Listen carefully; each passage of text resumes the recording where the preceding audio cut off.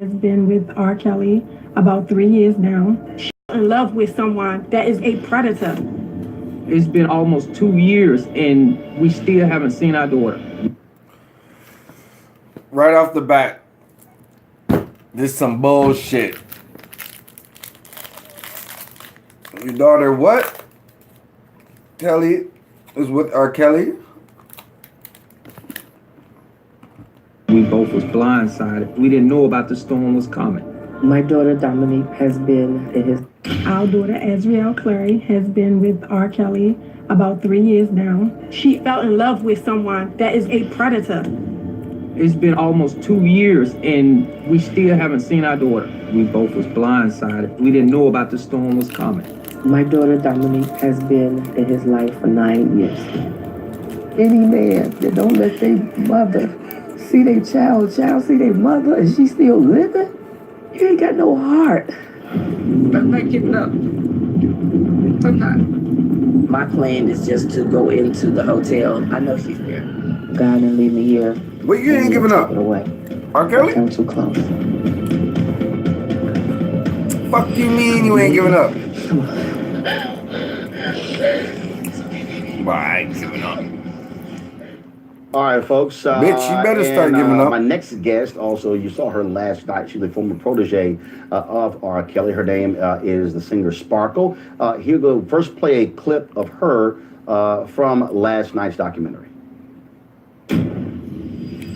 When the trial began, this was a big media event, so it was a real circus. The prosecution. They sketch R. Kelly like some fucking R. Kelly and an underage girl. mean ass sex. motherfucking They monster. turned down the lights and they put it on, and it's grim. Like you hear things, but to see it visually, Hold up, and hold for up. her to be so young.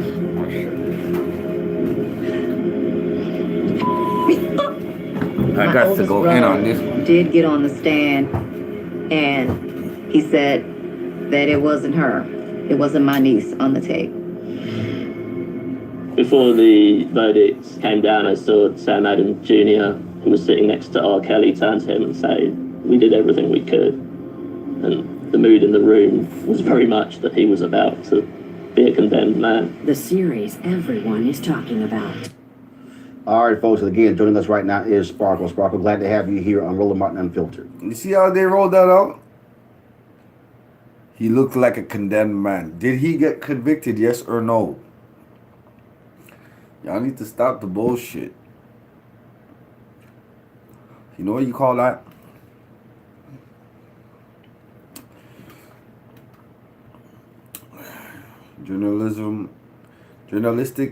Your journalistic integrity is thrown in the trash because you're trying to push a narrative. Just state the facts, and that's it. Thank you for having me. How are you? It was hard watching this last night as someone who had to go through this up close and personal. How was it for you to see the reaction to the first two parts of this docuseries last night? Wow, rough for you. It was really rough for me. Yeah, I had a bevy of emotions again, angry, and to learn a lot more things that I didn't know. It was hard. And when you talk about, first of all, there were things that you were aware of. There were other folks involved, but Second of all, why she got that album produced, written, and arranged by R. Kelly picture in the background of her half naked? If she feels so fucking, you know what I'm saying, violated, she feels so this and that and the other.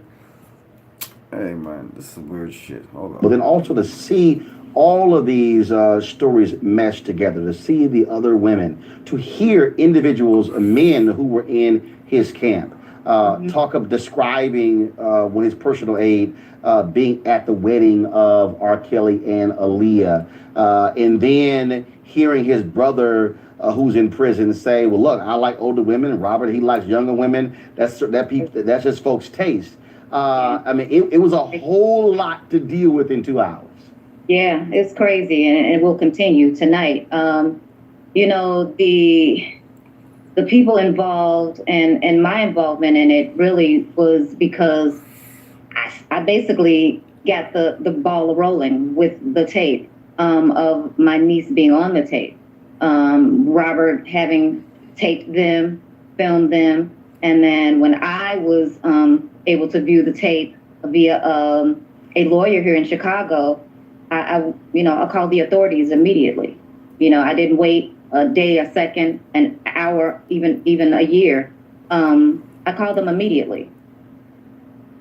And when you talk, first of all, I remember that period because I was running blackamericaweb.com and somebody had actually, that tape began to circulate.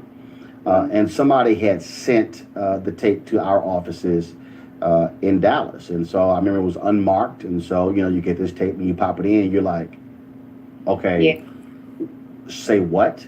What did you just see, right? And you're going, okay, that's R. Kelly. And again, as somebody who is looking at this, instantly you're like, that's not a woman. That's a girl. And I think what a lot of people forget, and I've seen people already on social media saying that, well, he was acquitted. I was in Chicago from for 6 years, and I ran the Chicago Defender. And when he was acquitted, people forget the jury did not say that was not R. Kelly on the tape. Exactly. What the jury said is they could not determine the age of the girl on the tape. His defense threw out that, oh, that was somebody who looked like him. No, the jurors were clear. That's R. Kelly. They couldn't ascertain the age of the young girl who we now know is your niece. Yes. And you know what? What's unfortunate is there were 12 other people who attested to her age. Why was your niece at the house in the first place? A grown-ass man. Age and like her basketball coach, teachers, there were law enforcement in the suburb that we grew up in that came forward and testified. So even if they don't believe me, you know, these other 11, 12 people who aren't family, why not believe them? You in the clip we played, you which we'll see tonight, when you said that your brother testified, said no, it wasn't her, and you clearly even now was stunned to even have to still think about that. One, is there a relationship there? Two, for the other people who continue to defend him, who you knew, who were in his camp, have you seen any of them, and have you said, what the hell is wrong with y'all? Yeah, you know what? Luckily, I haven't seen too many of anybody because I'm kind of a loner and I kind of stay to myself. But as far as my brother is concerned, him stating that it wasn't her on the tape, in the very beginning when I called the family and then called the authorities, he said to me, I knew something was happening. And I'm like, well, dang, like, why you ain't clue me in? You know, because the wool's over my eyes at this point. I'm blinded by something that I'm not seeing, you know, clearly. So why didn't you clue me in? But, you know, at the end of the day, he said what he said. And, you know, now people see and know that, you know, what I said was real and was true. You know, I stand by my truth. And I've been saying this since the tape surfaced. And even before the tape surfaced, I went to the authorities and had them to look in on my niece and my family because, you know, my hands were tied. And basically they told me that there's not too much I can do because I'm not her mom or her dad, you know, just an aunt. There, you know, I have limited, I guess, nothing I really could do. People also, again, forget that it was 6 years before he went on trial. Yeah, so they took it a long time. And again, I remember watching the trial, and well, not watching in terms of the coverage. And so what many people speculated was that because your niece, if I'm correct, she testified, didn't she? No, she didn't testify. Okay, but there were other young girls who testified, and the problem is they showed photos of them earlier, and jurors were sitting here dealing with the fact that, okay, I'm not listening to a who is now a woman, but you're trying to get me to think about her when she was a girl, And now they haven't deal with that as well. Yeah. So that was a little play on things too. I think they drudge it out so long so that she could age, and that, you know, if they did show a photo, they'd be like, nah, well, I'm not sure. Okay, well, it looks like her, but I'm not really sure. So yeah, you know, they had a game plan. During this whole point, did your niece and her family remain in Chicago? Because I know there were other individuals, there were stories where folks were sent out, they were sent away, and there was one family that went to France that lived in a shotgun house in Chicago, and you're going, okay, I don't know how that vacation was paid for. Mm-hmm. I don't know for sure. You know, you hear rumors, and you can't completely say that, you know, my family was in the country or out of the country. I heard rumors that they did leave the country, but they remain in the Chicagoland area today. However, you know, Robert had the resources to do a bunch of things, and, you know. He couldn't stop this from being aired. We know for a fact that several of his representatives, his legal team, his publicists, all his folks left. And of course, he's had concerts that are shut down. The final part airs tomorrow night. Yes. What do you hope is next? Because again, he hasn't been prosecuted. He's never been convicted. And there are people, and there are lots of people out here, men and women, who still say, I don't care. I'm gonna listen to his music. I'm gonna go see him. What do you think should happen next? Well, I hope that people will watch the rest of the series. I'm sure it's more riveting than the first 2 episodes. I haven't seen the episodes at all, so I'm watching it with everybody else, and I'm cringing, you know, to see everything that's happening, you know, with these young girls. You know, I'm not a survivor. I'm just speaking up for my niece. You know, even if she doesn't want to speak up for herself, or she can't for some reason. You know, I just wish that everybody would watch, take notes, moms, dads, with your young girls, and even there are middle-aged girls that are involved as well. So, you know, you have to just be mindful of. She's basically saying R. Kelly was sick, do these types of things to and your then the kids. parents let the shit happen. Hey, they could be standing right next to you. And y'all sitting right next to motherfuckers you. let it happen. I wrote a song that my new single out, We Are Ready. That is a part of the piece, and it's very moving, very heartfelt, very women empowered, very Me Too, time's up, and it speaks to the time. So I'm hoping that everybody watches and really take notes of what's going on. Our community, I mean, it's sad to say that, you know, we will shun the victims or the survivors, if you will, right, and be okay with, you know, I'm still gonna listen to him. I'm still gonna, you know, whatever with him, because he's R. Kelly. You know, come on, y'all. Come on. Do you still have a relationship with your niece? We have a relationship. This may have set us back. You know, recently I lost my mom in October, and you know, it's just been a rough if you like time R. for Kelly's us. music. So That's hopefully, bullshit. you know, with God and we can get through this, you know, again. You know, I was estranged from them for 10 years because I spoke out. They didn't want me to speak out. So when you say they, you meaning my family? I was estranged from my family for 10 years. We only started talking back again in 2011 when our parents' 50th anniversary was, and we gave them a big, you know, to do. Wow. And in all those years, you and your niece have not discussed any of this.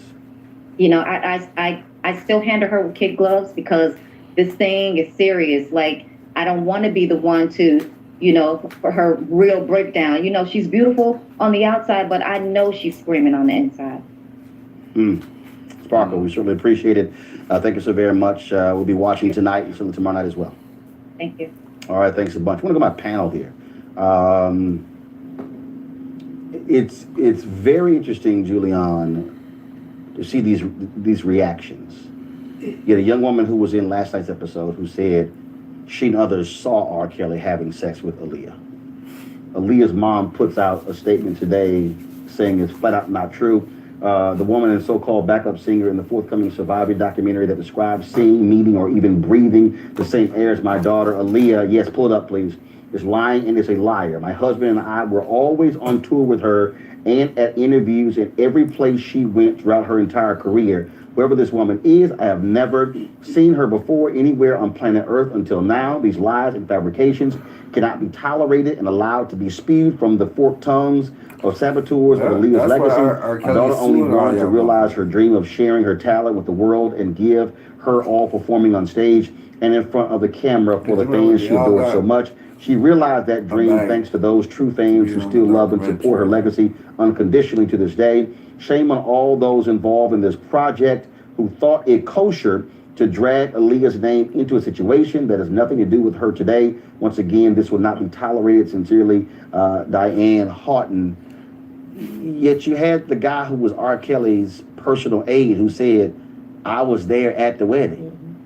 I witnessed it. I forged the marriage license. There was also an annulment. Denial is a horrible thing.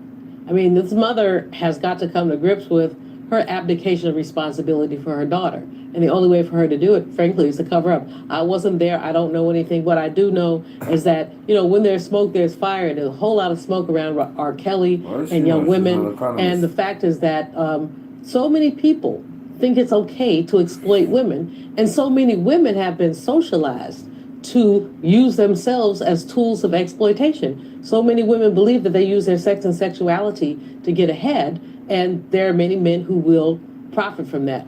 R. Kelly is a predator. I mean, I have no doubt about women don't profit from He's a their own predator of young women. sexuality? And this is something that our community really has to really speak up about. I've seen a bunch of men attacking sisters on social media saying he wasn't found guilty. This is an attack on black men.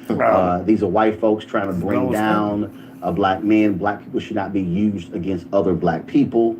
There are folks posting videos saying, I don't care, I'm going to still listen to his music. I don't care what you think.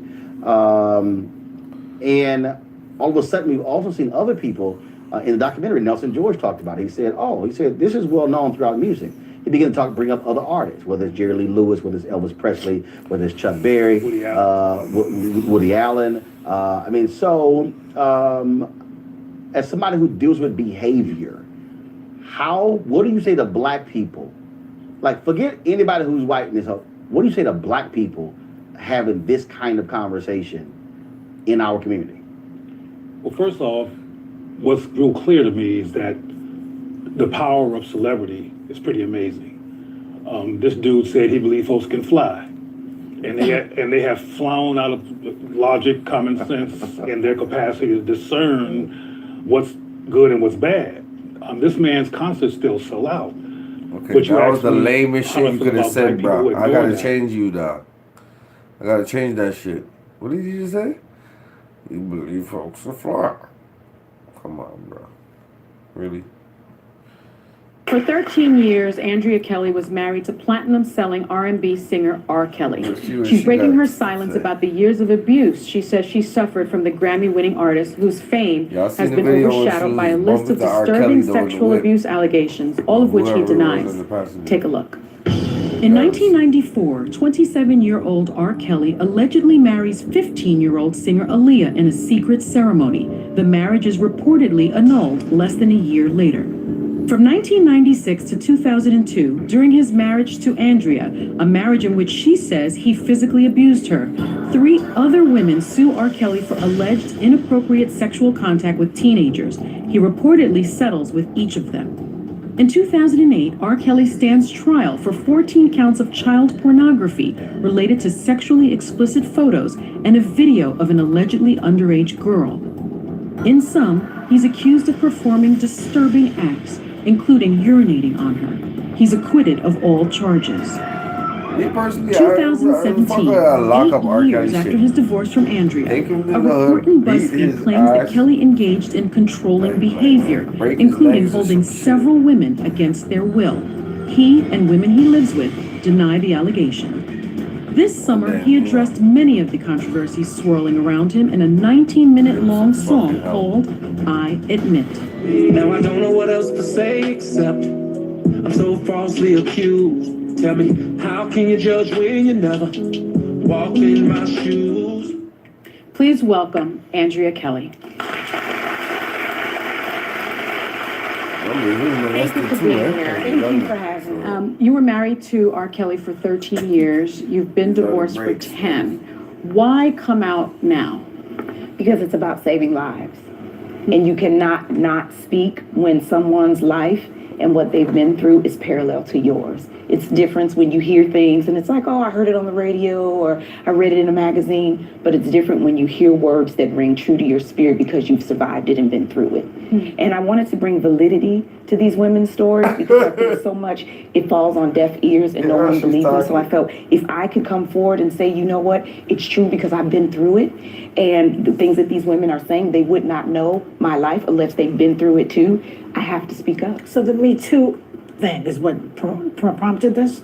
No, actually, it was seeing a young lady on another talk show, and some of the things she had described in detail, I had been through, I mean, verbatim. I see. Wow. And it was just something about that pierced my spirit that I was like, if no one else is going to speak up for her, if no one else is going to believe her, at least she knows that I do. Okay. I know this may be difficult for you to recount, but I want to ask you this. You were the victim of domestic violence during your marriage, you say, and you talk about a Hummer attack. Can you share that with us? I'm going to try to get through it without crying. Very difficult. A lot of people know that I'm a professional dancer, so my body is my work. And I remember one time he attacked me in the back of a Hummer, and I do suffer from PTSD because of it. Whenever Hummers, when I would see them on the road, I would shake, my hands would sweat, and I would get nervous, and I couldn't breathe.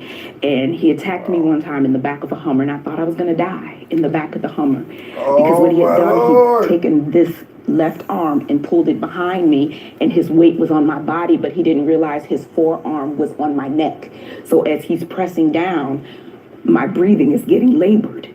And the only reason why I think I made it out is because I said, Robert, you're going to kill me. I can't breathe. You have to get your arm off of my neck.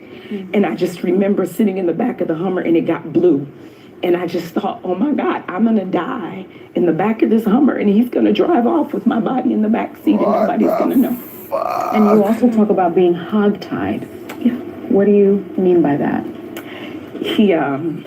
I oftentimes say when he would have an episode, I knew when it was about to happen because his eyes would change and his demeanor would change.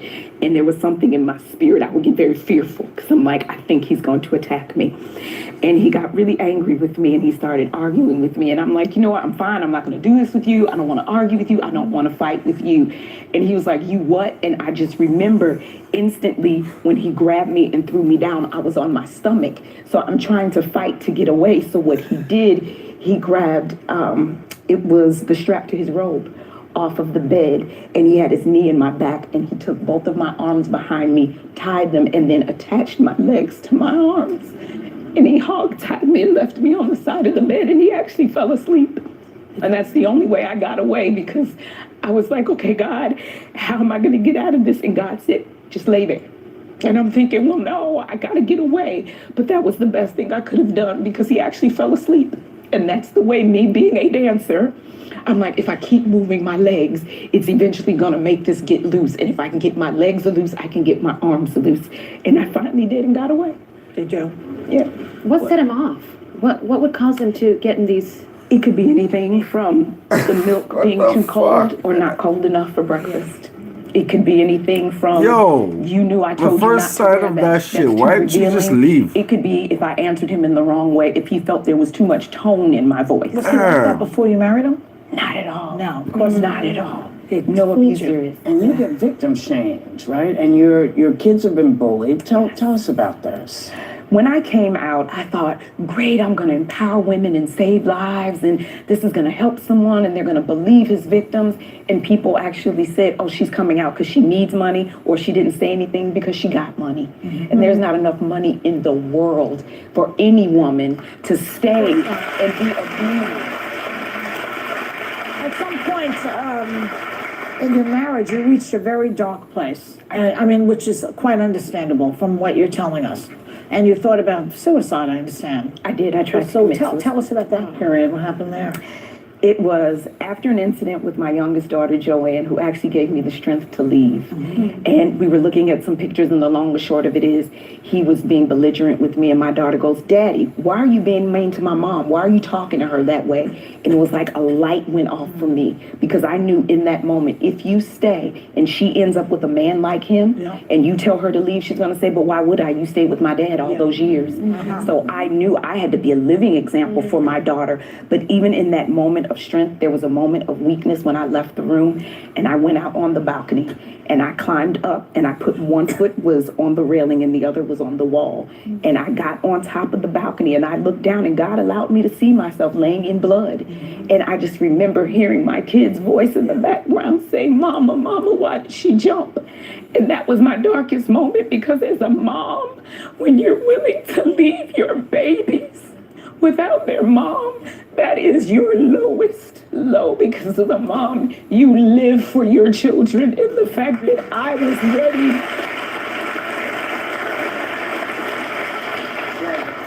the fact that I was willing to leave them let me know the best thing you have to do for you and your children to live is leave. And then you filed a restraining order. I did. 2005. What prompted you to do that? And did you tell anyone at that time? Did the police come to you? Did you tell family members what was going on? I told my family members. My grandfather actually took me to get the restraining order, which the irony in that is the first time I ever saw a man beat a woman was my grandfather, and he was a Baptist preacher. Yeah. So that was very difficult for me, that here's this man taking me to get a restraining order, and I've seen this and it's familiar. And that's what I want people to understand too. It's not something that just comes out of the blue.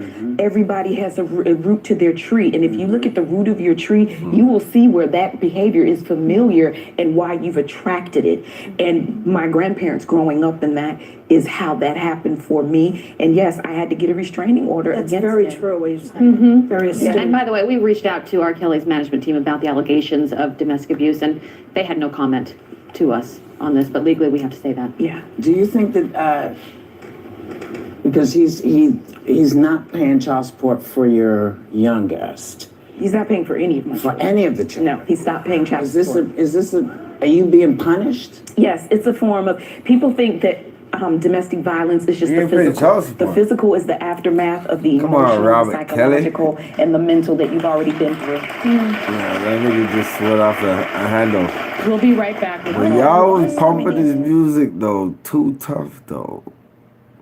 You shouldn't have been bumping his music. Saying, yeah, that's my baby father's music. What y'all thought? This is crazy, dog.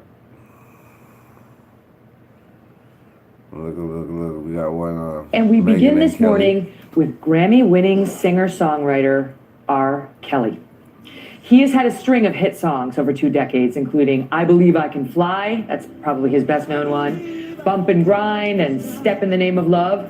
He has collaborated professionally with the likes of Jay-Z, Kanye West, Lady Gaga, and others. But R. Kelly has also been the subject of a string of sexual misconduct allegations dating back to the 1990s.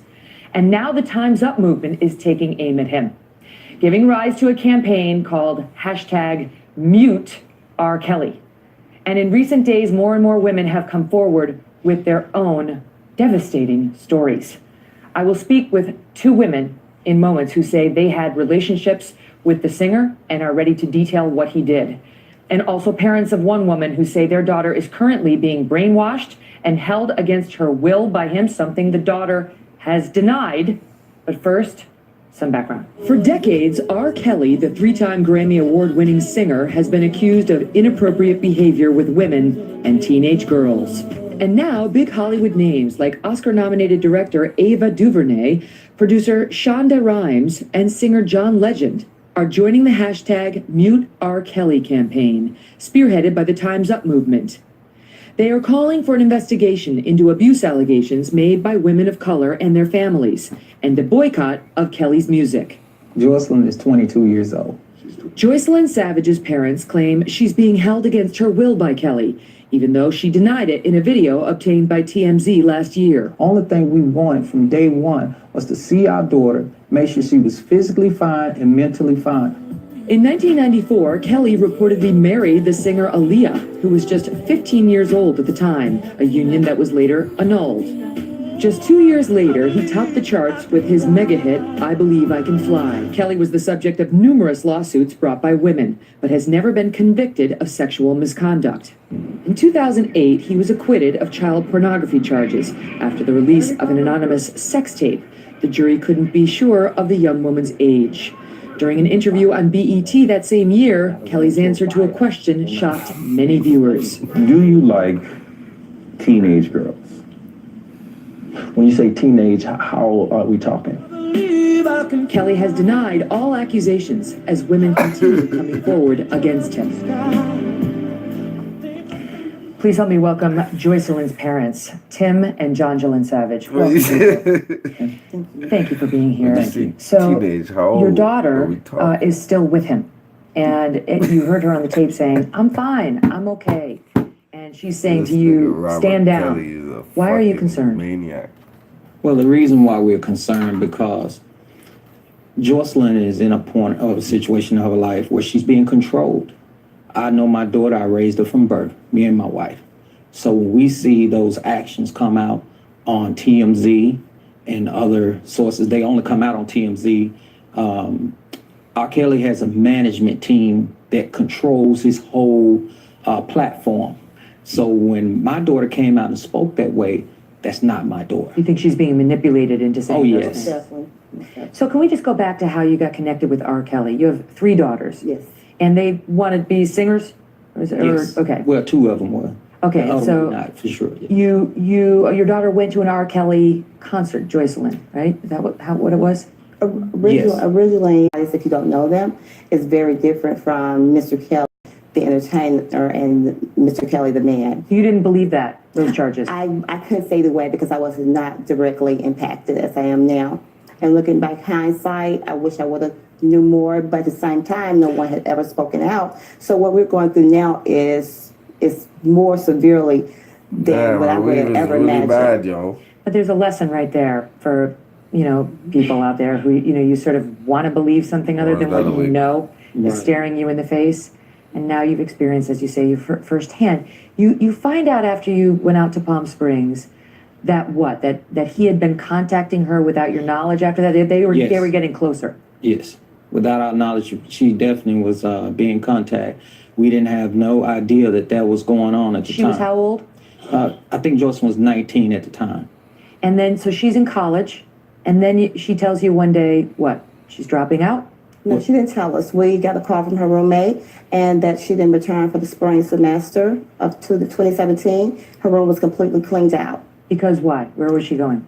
We had no knowledge. We just, we finally figured out and confirmed that she was with Mr. Kelly. So we had just paid tuition dues, renew her for the upcoming semester, and just out of the blue, Her room was cleaned. So she moved in with him? Yes. Yes. Then how did you get updated on what was happening inside of that house? Mrs. Shanti McGee was a big part in that. Who's another woman who was inside the house who you're going to meet in a moment. We became very close. She communicated with me for like 3 months anonymously over social media. And I was very thankful for that because a lot of things she was telling me, although I didn't know who she was, I was able to confirm that what she was telling me was accurate. Like one thing, she might call me and say, your daughter just left to go to class. And I called her. At this time, she was still living on campus. And I said, were you at the house? Did you just leave? And she admitted it. What was it that you heard that concerned you? It's not so much what I heard initially, but what initially brought us to the conclusions because the way that her phone was no longer under her name, no answer phone calls. And I'm used to talking to my daughter every day, or at least every other day. Right. And it became more like a cult. You gradually saw things take over her phone, take over her calling home. We are a very close-knit family, not just with me and Jonjolyn, her grandparents, her uncles, all that. We're very close. So she wasn't allowed to come to her granddad's funeral. So you felt that he was exerting control, that contact was being cut off? Most definitely. In December of 2016, you had an intervention with her, trying to speak sense to her. Exactly. And try to get her away from R. Kelly. You videotaped it and you put it on YouTube. Why did you do that? Because people need to know that this man is a predator. People need to know certain words you would say to Jocelyn. It triggered her. It triggered her to run out the house like a mad woman. And I was like, man, what is going on? When I reached over to take her back to her dorm the same day after the intervention, because I told John, I said, let's take her back to the dorm. We'll go visit her in the morning and we'll try to work through this. And as I was taking her back to the dorm, we was downtown Atlanta. I reached over and she frizzed up like somebody had been beating on her. And it shocked me. So we pulled over and me and my wife wanted to talk and her roommate was there. Jocelyn rushed in and locked herself in the restroom in a restaurant. And we said something is wrong. But there are allegations that R. Kelly is engaging in abuse of several women inside of his house right now, which we're going to get to. Physical, sexual, and emotional abuse. We reached out to his representatives. We also got a statement back from Joycelyn, your daughter, who says, and I quote, "I am an adult, 22 years old, and I call on my parents to stop telling lies about me and my relationship with R. Kelly. I'm building my own life and my own career. My parents are hurting me by depicting me in public as brainwashed or a sex object. It was my parents who introduced me to R. Kelly 3 years ago. They were looking out not for me, but for their own financial gain, hoping that R. Kelly would make me an instant star. I happen to care for R. Kelly and I enjoy my relationship with him." That is so inaccurate. As you see that, Jocelyn's name is spelled wrong on there. That's the point I wanted to raise, is that, so R. Kelly's representatives gave that to us, purportedly from Joycelyn, who apparently has spelled her own name wrong. And that's not the first time that has happened. So your belief is that was drafted by somebody? Oh yes, it's drafted by James Mason. That's his manager. But we do see Joycelyn on tape, like on the TMZ tape, saying, "I'm fine, I'm fine, I'm fine." What, to the authorities, right? I mean, she's an adult, so there's limited amounts that the police can do. But to other parents out there, to women who, like you for a while, Jonjolyn, don't believe this about R. Kelly, what say you? What do you want people to know? I want to know that Mr. R. Kelly, the entertainer, and Mr. R. Kelly, the man, are two different people. Right. And it is what he's doing to these girls is unbelievable, and not just from what I am saying, but I've talked to numerous young ladies. Approximately 9 young ladies have already came out, and it's approximately 4 or 5 girls that are still in the home, including my daughter. Yeah, we talk to women on a daily basis who contact us, and they want to stay anonymous, but he have given STDs to that's uncurable. That we have women that contact us all the time, and we want to be there for those women. And that's the reason why we fight. We fight not just for Jocelyn, but for the other women that are out there that he's doing this to. Thank you both. Hello, Today fans. Thanks for checking out our YouTube channel. Subscribe by clicking that button down there and click on any of the videos over here to watch the latest interviews, show highlights, and digital exclusives. These niggas is all screaming, carrying on. Imagine that. You know, R&B niggas. It's all good though. R. Kelly is a straight up fucking piece of shit. But at the same time, it's the people around that manifest into what it is right now, you know? And if you don't understand that, then shit. Would you say that you have a healthy relationship with sex and that is reflected musically? I would have to say this. I did not come here to get interrogated.